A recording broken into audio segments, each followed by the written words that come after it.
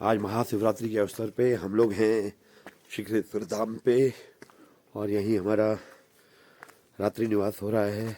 भगवत भजन के लिए कोशिश की जा रही है। देख सकते हैं आप, पूरा अंधकार है। बहुत पहाड़ की चोटी पे भगवत है, भगवत भाव डेवलप कर रहे हैं। और यहाँ संत महाराज हमारे तप में लगे हुए हैं, कुछ साधक भी है। ये आपको शिखरेश्वर जी का दर्शन कराते हैं शिखर धाम में शंकर स्वामी जी के।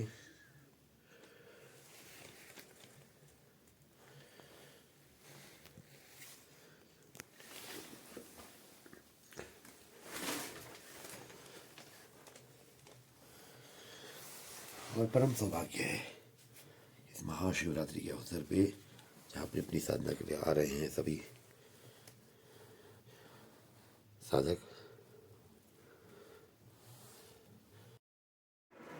हर हर महादेव। आज हम आए हैं हमारे हिमाचल से बहुत ही महान संत और परम धाम शिखरेश्वर में पहुंच गए हैं। और हमारा भी परम सौभाग्य है, महाशिवरात्रि का बहुत ही शुभ अवसर है और इसमें बहुत ही अच्छा सत्संग हो रहा है। सभी संत महात्मा एक ही जगह पे मिल पा रहे हैं और परम सिद्ध संत हमारे जो हिमाचल से आए हैं, हिमाचल की पवित्र भूमि से, उनका सबसे पहले तो हम अपने चैनल में स्वागत करते हैं और कुछ उनसे ज्ञान की बात पूछते हैं। महाराज आपको हरिओम, आपको प्रणाम बहुत बहुत। हमारा कुछ बताइए, आज का जैसे शिवरात्रि का पर्व है और आप शिव और शक्ति दोनों के ही उपासक हैं, तो कुछ इसके बारे में भी बताइए दर्शकों को।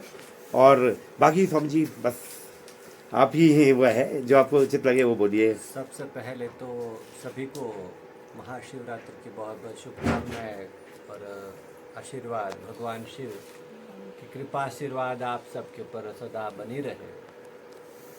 बहुत ही अच्छा विषय आपने दिया है शिवरात्रि के ऊपर, शिव शक्ति के विषय में जानने हेतु। तो शास्त्रों के अंदर कहा गया है शिव शक्ति के लिए, गणेश ग्रह नक्षत्र योगिनी राशि रूपिणी देव मंत्र में नौ मातृका पीठ रूपिणी हस्ते इक्षु धन सुमसन पाद मुद्रा बिभ्रति श्री चक्र से सुंदरी जगत आधार मूर्ताम भजे। ये समस्त चराचर ब्रह्मांड, अनंत कोटि ब्रह्मांड, ग्रह नक्षत्र, जीव सृष्टि, 5 तत्वों से निर्मित ये सृष्टि और 5 तत्वों से निर्मित हमारी देह, ये सब है उसी शक्ति के द्वारा ही चलायमान है। उस शक्ति को जानना चाहिए। जीवन का परम उद्देश्य ये होना चाहिए कि हम कहाँ से आए हैं, किसके द्वारा हम निर्मित है, ईश्वर तत्व क्या है और ये कैसे इस ब्रह्मांड का संचालन करते हैं और अंत में हम सब कहाँ, किस गंतव्य की ओर जाने के लिए सदा ही चलायमान है। किस शांति, किस सुख की कामना में हम लालायमान है। तो ये है हमारे भवानी शंकर, हमारे माता पिता है। उस तत्व को हमें जानना चाहिए। शिवरात्रि का पर्व ही आप देखेंगे, जो भगवान शिव की पिंडी भी बनी हुई है वो भी शिव शक्त्यात्मक है। पिंडी के ऊपर शिवलिंग भी है, तो साथ में जो भगवान माता पार्वती की योनि भी विराजमान है। तो इस शिव शक्ति की उपासना अर्थात आप पूरे ब्रह्मांड की उपासना कर रहे हैं। आप ब्रह्मांड से जुड़ते हैं, ब्रह्मांड को समझो। गिव एंड टेक, यह ब्रह्मांड चलता है, पूरा यूनिवर्स गिव एंड टेक अर्थात दो और फिर लो। मतलब आप धरती में एक बीज डालते हैं तो धरती आपको कितना देती है, उसे 100 गुना करके देती है। यही हमारे ईश्वर की सनातन धर्म में जो दर्शन में भगवान के बारे में कहा गया है वो यही है। किस प्रकार से यह संचालन हो रहा है, कौन इस हवा को संचालित कर रहा है और पानी को संचालित कर रहा है, इस तत्व को समझने के लिए ही यह शिव शक्ति की उपासना का विधान है और इसके लिए ही यह शिवरात्रि का विधान बनाया गया है। हिमाचल में भी जहाँ विराजमान है, तो आप लोगों ने सुना होगा कि हिमाचल के राजा हिमाचल की बेटी ही पार्वती जी थी। हिमाचल शब्द पौराणिक है, तो आप शिव पुराण पढ़िए, स्कंद पुराण पढ़िए, उनके अंदर हिमाचल शब्द हमेशा आएगा। भारत के अन्य अन्य राज्यों के नाम तो कई बार परिवर्तित हो गए हैं, लेकिन हिमाचल जैसा नाम आज तक परिवर्तित क्यों नहीं हुआ है? क्योंकि वह वैदिक काल, पौराणिक काल से वहाँ विद्यमान है। राजा हिमाचल के वहाँ ही माता आदि शक्ति ने पार्वती जी के रूप में अवतार लिया था।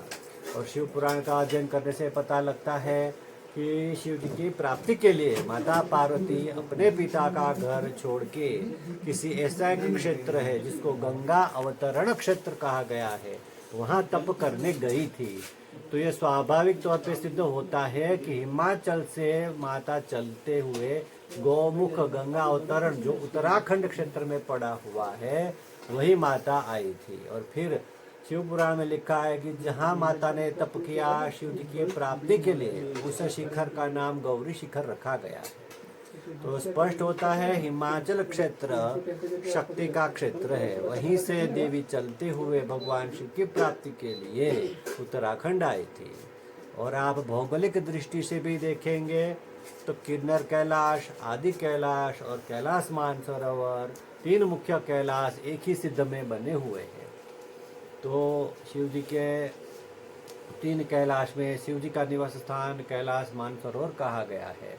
ऐसे ही माता का स्थान हिमाचल क्षेत्र के अंदर रामपुर बुशहर के अंदर श्रायकोटी शैलपुत्री माता का कुंवारा स्वरूप जो पूरे ही भारतवर्ष में एक ही मंदिर है वो वहाँ विद्यमान है। उस क्षेत्र के हम निवासी है, वहाँ माता का कुंवारा स्वरूप है, प्रथम शैलपुत्री का स्वरूप है। और आज भी उस मंदिर में कोई भी अपनी धर्मपत्नी के साथ दर्शन नहीं कर सकता, गृहस्थी रूप में दर्शन नहीं कर सकता है। तो आप लोगों को आज ये बताते हुए हमें बड़ा ही आनंद हो रहा है।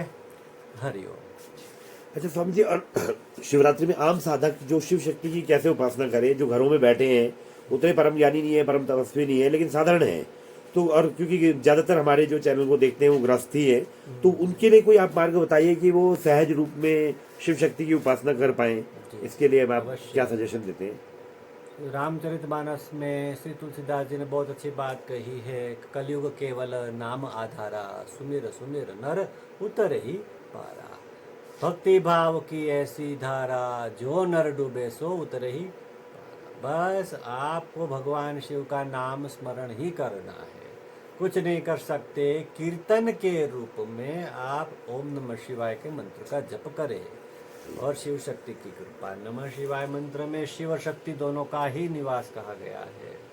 तो कीर्तन के रूप में आज पूरी रात जागरण करें और कीर्तन के रूप में भगवान के नाम का जप करें। कोई भी पूजा पाठ विधान नहीं जानते हो तो कोई उसका दोष नहीं है, बस नाम जप का जो फल कहा गया है वो कीर्तन के रूप में आप अवश्य करें तो पूरा ही पूजा का आपको लाभ मिलेगा। जी स्वामी जी। और स्वामी जी ये बताइए कि जैसे कुछ लोग कहते हैं कि भाई सिद्धि प्राप्त हो जाती है, माता की कृपा हो जाती है, या फिर कोई मतलब इस तरह की क्या चीजें होती है, क्या आज भी कलयुग में संभव है ऐसा कि कुछ मतलब कोई जो बोलते हैं अलौकिक शक्तियां संतों में आ जाती हैं या किसी तपस्वियों में आ जाती हैं, तो क्या ऐसा पॉसिबल है? क्या आप इस बारे में आपका क्या मानना है? अवश्य अवश्य, शास्त्रों के अंदर जो भी लिखा है काल प्रत्वे या पौराणिक युग से या वैदिक युग से या यहाँ कहा जैसे सतयुग से लेकर आज तक जो भी शास्त्र प्रमाण में सब कुछ शक्य है, देखा गया है, आज भी है। लेकिन जिस मनुष्य के अंदर सत्य क्षमता नहीं होती उनको उसका दर्शन प्राप्त नहीं होता। सत्य और क्षमता भौतिकता में नहीं होती, आध्यात्मिक दृष्टिकोण से ही होती है। अगर भौतिकता की दृष्टि से सिद्धि के मापदंड में देखेंगे तो कभी वो पूरा नहीं हो सकती। अगर आप कहेंगे कोई दिव्य दृष्टिधारी साधक है या साधु है तो क्या आप उसके पास जाके आप ये पूछेंगे कि कल शेयर मार्केट का रेट क्या निकलेगा?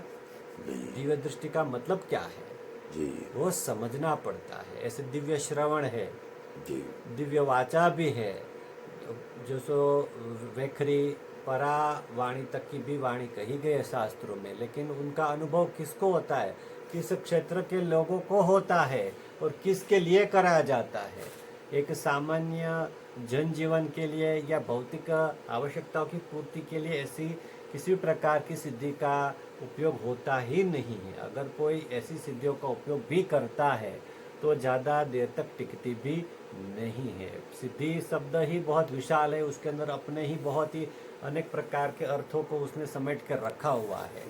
एक होता है सिद्धि अर्थात किसी भी कार्य की सिद्धि करना। अगर आप पाक शास्त्री है, अच्छा भोजन बनाना जानते हैं तो वो भी आपकी एक सिद्धि ही कही गई है।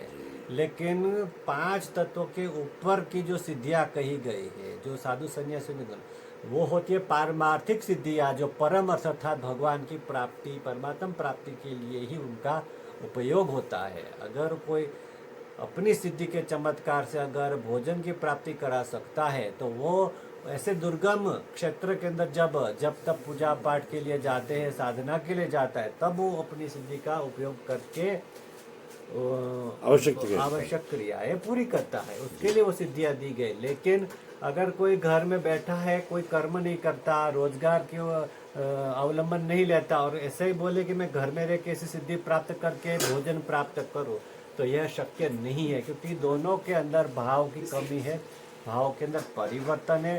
परम अर्थ अलग चीज हो जाती है और भौतिक सुखों के प्राप्ति के लिए ऐसी सिद्धियों का उपयोग करना शास्त्रों में वर्जित बताया गया है, क्योंकि सीमित कामनाओं के लिए ऐसी सिद्धियां प्राप्त ही नहीं होती। आप अगर आप परमार्थ के उपासक है, मुमुक्षु है, आप मुक्ति चाहते हैं, परमात्मा साक्षात्कार चाहते हैं, तभी भगवान आपको ऐसी सिद्धियां प्रदान करेंगे।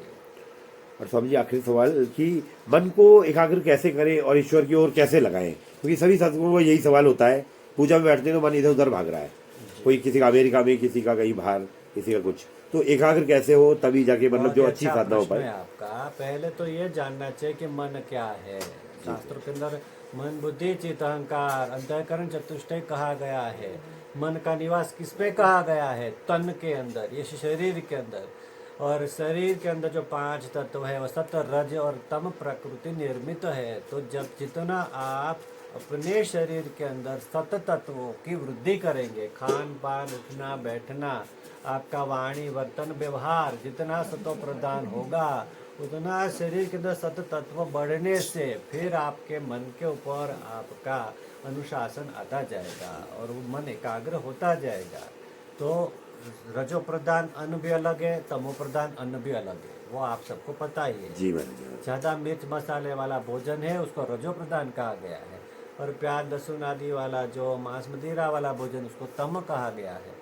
तो हमें जितना हो सके सतो प्रधान खान पान, वाणी वर्तन व्यवहार की शुद्धि रखने से, सत तत्व बढ़ने से हमारा मन भी शांत होता है और ज़्यादा बिना प्रयत्न के वो एकाग्र होना शुरू हो जाता है।